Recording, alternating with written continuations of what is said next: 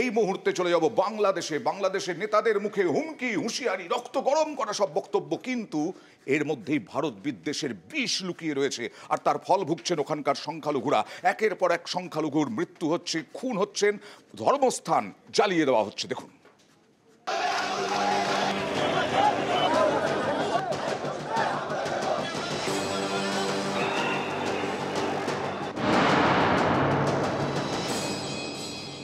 মনে রাখবেন, আমরা যদি একবার লুঙ্গিটা মালকাটা মারি, দিল্লি পর্যন্ত খবর হয়ে যাবে। আমরা যদি মাননীয় প্রধানমন্ত্রীজির নেতৃত্বে সার্জিক্যাল স্ট্রাইক করতে পারি, তো আগামী দিনে বাংলাদেশের সাথে আমরা কি করতে পারি সেটা ভালো করে সবাই জানে। উত্তাল বাংলাদেশ, চরমে ভারত বিদ্বেষ, নেতা থেকে জনতা, বাংলাদেশের কট্টরপন্থীদের গলায় ভারত বিদ্বেষের বিষ। আজকে যখন হাসিনার পতন হলো, তখন শেখ হাসিনা এখন কোথায়? কেন উনি ভারতে? ওনার তো বাংলাদেশে থাকার কথা।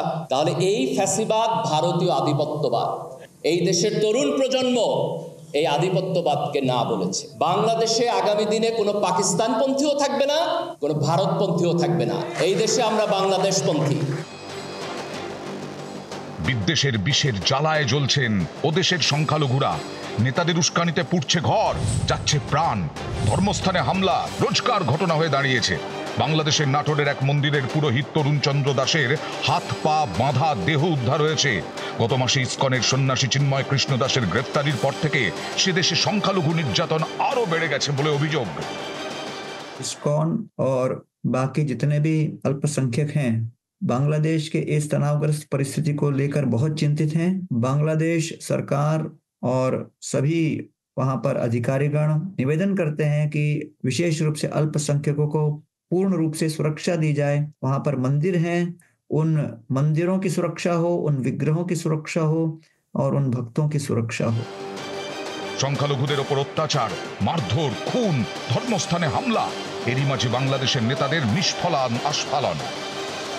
আমাদের দিকে সাম্প্রদায়িক সম্প্রীতি নষ্টের জন্য যদি আন্দোলন তোলেন, বলে রাখি সেই আন্দোলন কিন্তু আমরা কেটে দেব। রাফায়েল বিমানের ভয় দেখায়, আরে ভাই আছে কয়টা রাফায়েল বিমান?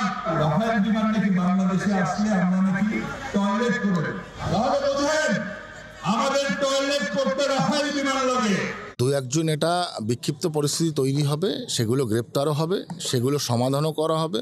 আমরা যদি মাননীয় প্রধানমন্ত্রীজির নেতৃত্বে সার্জিক্যাল স্ট্রাইক করতে পারি, তো আগামী দিনে বাংলাদেশের সাথে আমরা কি করতে পারি সেটা ভালো করে সবাই জানে। নিউজ 18 বাংলা।